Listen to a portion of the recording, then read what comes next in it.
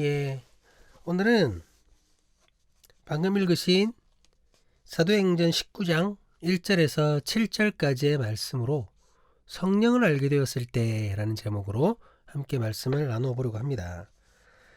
오늘 본문은 바울이 3차 전도 여행 중에 에베소를 다시 방문하는 부분입니다. 에베소는 2차 전도 여행 당시 전도 여행 막판에 마지막 부분에서 잠시 들렀던 도시죠. 하지만 그때 당시는 에베소에 오래 머무르지 않았습니다. 우리 아마 지지난 본문일 텐데 우리 사도행전 18장 19절에서 21절까지 말씀을 제가 한번 읽도록 하겠습니다. 에베소에 와서 그들을 거기 머물게 하고, 여기서 그들은 브리스길라와 아굴라죠. 거기 머물게 하고 자기는 회당에 들어가서 유대인들과 변론하니 여러 사람이 더 오래 있기를 청하되 허락하지 아니하고 작별하여 이르되 만일 하나님의 뜻이면 너희에게 돌아오리라 하고 배를 타고 에베소를 떠나. 바울은 2차 전도 여행 때 에베소에서 회당으로 들어가 유대인들에게 복음을 전하였습니다. 짧은 기간이었지만 그때도 복음을 전파했던 것이죠. 그때 바울의 복음을 들은 사람들이 바울에게 더 오래 있기를 청합니다. 아마도 그때 반응이 꽤 좋았던 것 같아요. 바울이 전하는 복음을 듣고는 마음에 감동이 어느 정도 있었다는 것이겠죠. 그러니 머물러 달라고 부탁을 한 것 아니겠습니까? 하지만 바울이 그들의 청을 거절합니다. 왜냐하면 바울에게는 먼저 해야 할 일이 있었기 때문이죠. 지금 2차 전도 여행의 이 성과를, 이 결과를, 이 열매를 예루살렘 교회에 가서 전해야 되기 때문이었습니다. 막판이었기 때문에.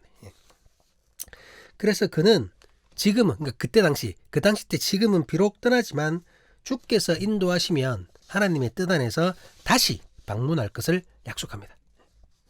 그렇게 약속한 후에 자신이 신뢰했던 믿음의 동력자, 아까 그들이라고 표현되었던 브리스길라와 아굴라, 이 부부에게 에베소 사역을 부탁하고는 2차 전도 여행의 마무리를 위해 에베소를 떠났던 것입니다. 아주 잠깐 에베소에 있었죠. 그런데 이제 그렇게 떠났던 에베소를 3차 전도 여행 중 다시 방문하게 된 겁니다. 지금 3차 전도 여행을 하면서 지금 다시 방문을 한 거예요. 2차 전도 여행 때 고백했던 것처럼 하나님의 뜻이기에 에베소로 다시 온 것이겠죠? 성경에 기록은 안 돼 있지만 그가 고백했던 것처럼 하나님께서 인도하심에 따라 아마 이곳에 오게 된 것일 것입니다. 우리 본문 1절 한번 같이 보시도록 하겠습니다. 아볼로가 고린도에 있을 때에 바울이 윗지방으로 다녀 에베소에 와서 어떤 제자들을 만나. 먼저 아볼로라는 인물이 언급되고 있습니다. 기억나시죠? 우리 지난주인가요? 나누었던 사람이죠.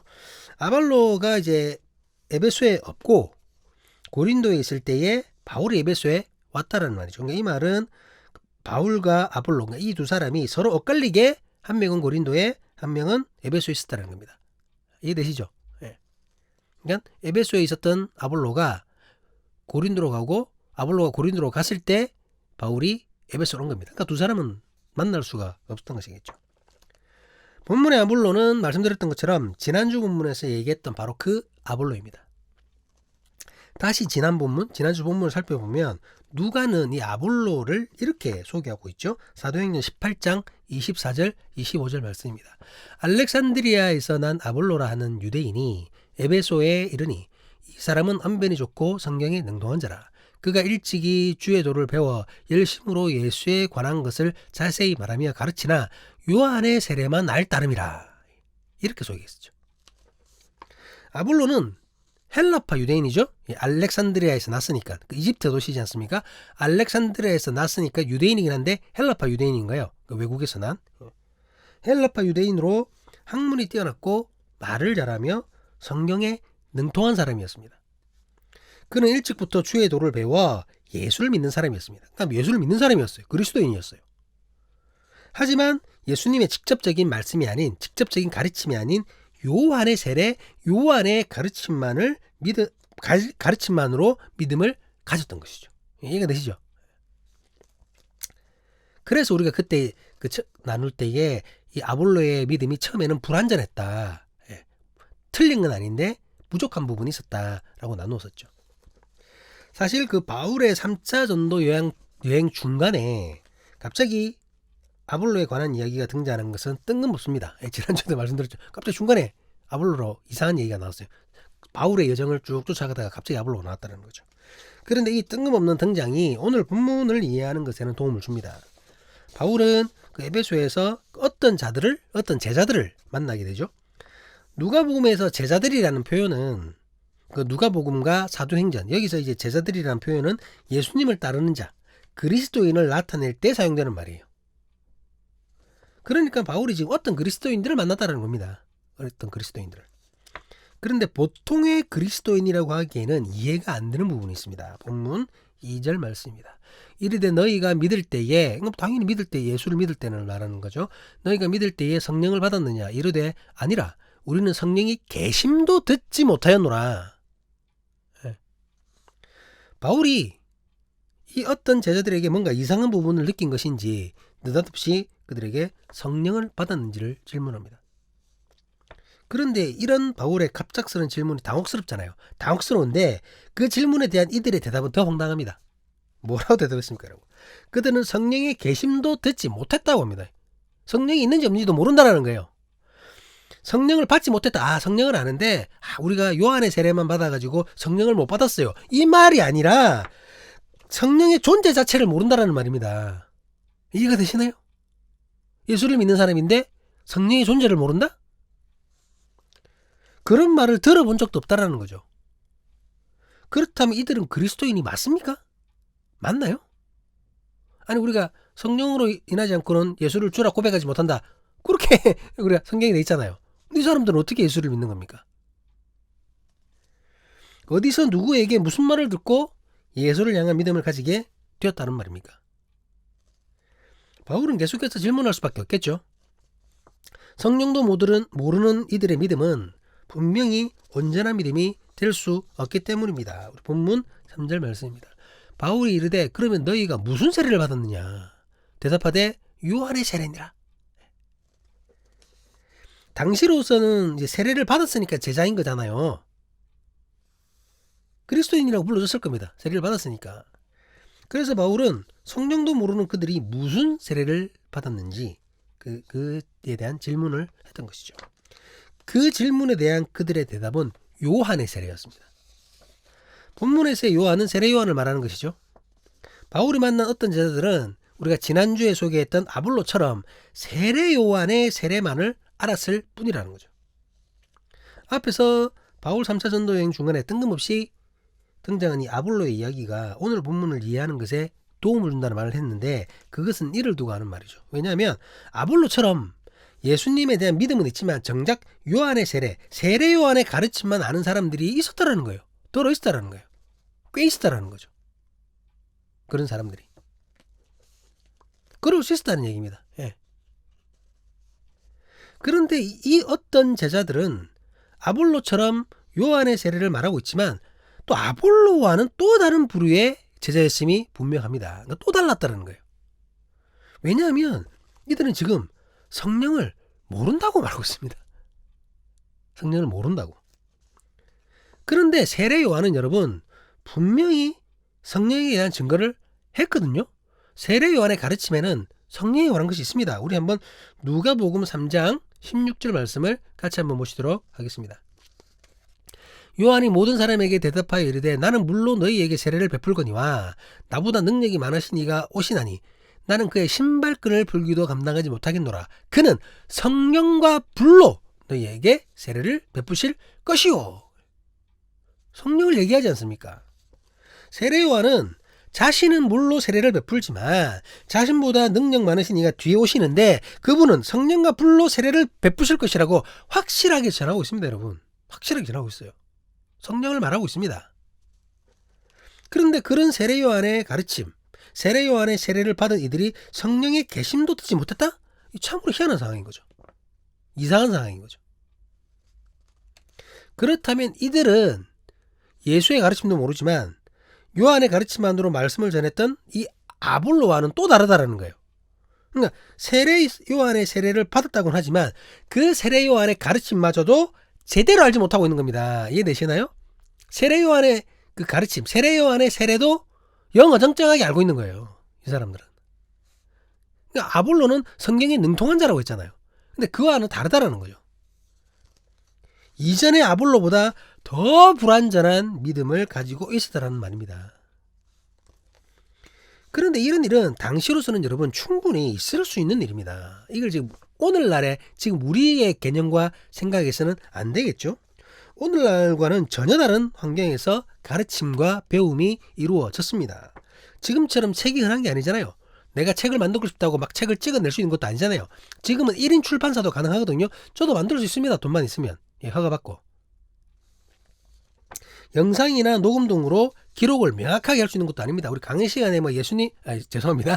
강의 시간에 교수님 강의할 때 우리 막 그냥 mp3 같은 걸로 휴대폰 같은 걸로 녹음시키잖아요. 근데 그런 걸 할 수가 없어요. 녹음을 시키면 토시 하나 안 틀리고 다 알 텐데. 오늘날 학교처럼 무슨 커리큘럼이 정해진 것도 아니죠. 그것에 따라 체계적으로 배우는 것도 아닙니다, 여러분. 그때그때 순간순간 가르침이 주어졌죠. 기껏해야 짧은 기록입니다. 긴 책은 있을 수가 없어요. 짧은 기록이고 대부분 구전이잖아요.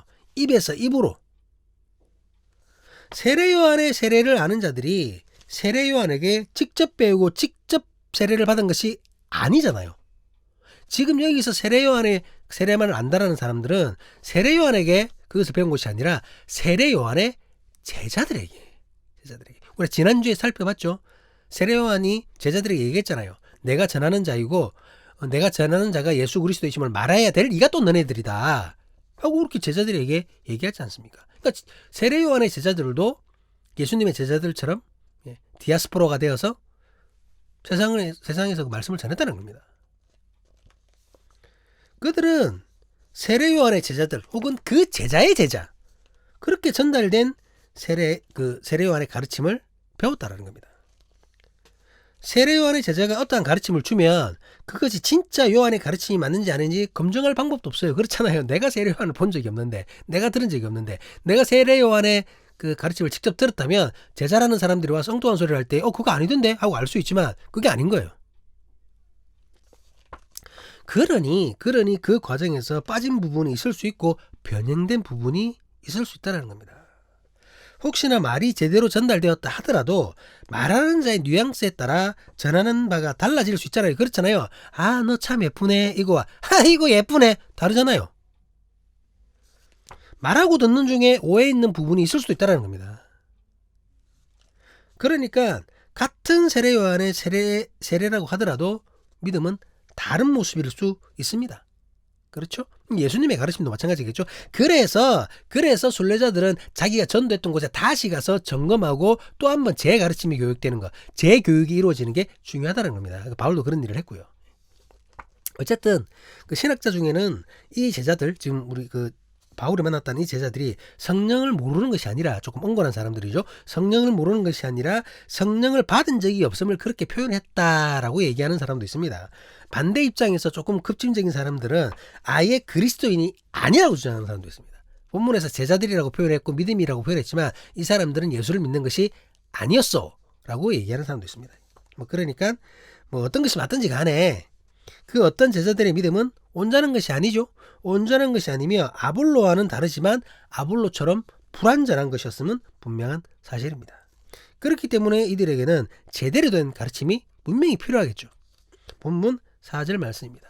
바울이 이르되 요한이 회개의 세례를 베풀며 백성에게 말하되 내 뒤에 오시는 이를 믿으라 하였으니 이는 곧 예수라 하거늘. 세례 요한의 세례, 그 가르침에 대해 잘못 이해하고 있는 이 제자들에게 요한의 세례에 관한 정확한 의미를 전달하는 것입니다. 그가 전한 메시지의 핵심이 무엇인지를 바르게 가르치는 거죠. 요한의 세례는 회개의 세례였습니다. 그 회개의 세례는 뒤에 오실 예수를 위해 준비된 것임을 분명히 전합니다. 오직 예수를 믿게 하기 위한 것이었다는 것이죠. 앞서도 밝혔듯이 당시의 가르침은 명확성과 체계성이 떨어질 수밖에 없습니다. 그래서 사람들은 세례 요한을 메시아와 동일시하기도 했었죠. 그 세례 요한을 메시아처럼 생각하는 사람도 있어요. 예수님을 세례 요한이라고 얘기했던 사람도 있었죠. 그렇기에 세례 요한이 전하는 메시지, 세례 요한이 증거하는 단 한 사람이 바로 예수 그리스도임을 분명하게 밝히는 것이 아주 중요한 것이었습니다. 믿음의 대상은 오직 예수 그리스도뿐이라는 것이죠. 이러한 바울의 가르침이 있고 난 뒤에 이 제자들은 새롭게 결심하고 행동하게 됩니다. 본문 5절 말씀입니다. 그들이 듣고 주 예수의 이름으로 세례를 받으니. 바울이 전하는 복음을 듣고 제자들은 깨달음을 얻게 됩니다. 그 깨달음은 주 예수의 이름으로 세례를 받는 것으로 곧바로 실천하게 됩니다. 이전에 이미 세례 요한의 세례를 받았지만 그것은 잘못된 것이었죠. 오해하지 말 것은 지금 세례 요한의 그 세례나 가르침이 잘못됐다는 말이 아니에요. 그게 잘못됐다는 게 아니라 이 제자들이라는 사람이 세례 요한의 그 가르침도 제대로 알지 못하고 있잖아요. 제대로 모르는 상태에서 성령이 계심도 모르는 상태에서 받은 세례잖아요. 그러니까 그게 잘못됐다는 겁니다. 그러니까 그런 상태에서 받은 세례를 올바른 것이라고 할 수 없다라는 거죠. 그렇기에 예수 그리스도의 이름으로 다시 바르게 세례를 받은 것입니다. 비슷한 상황의 아볼로는 예수의 가르침을 듣고도 다시 세례를 받았다는 기록이 없어요. 실제로 세례를 받았지만 단지 기록만 없을 수도 있겠죠. 하지만 앞서 말했듯이 아볼로와 본문의 어떤 제자들은 세례 요한의 세례만 안다는 이 공통점이 있지만 그것 말고는 전혀 다른 부류의 사람이라고 봐도 무방하다라는 거죠. 적어도 아볼로는 그의 사역을 보았을 때 성령을 모르는 사람이 아니기 때문입니다. 성령을 모르는 사람이 아니에요.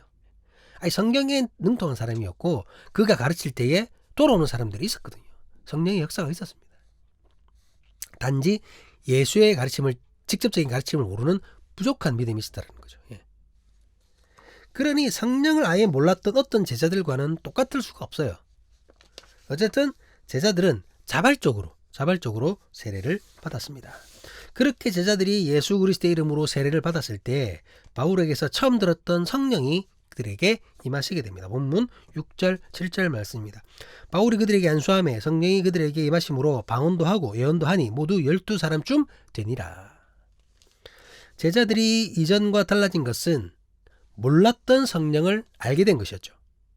그리고 세례 요한의 메시지가 가리키는 그 메시아가 누구인지를 정확하게 알게 된 것입니다.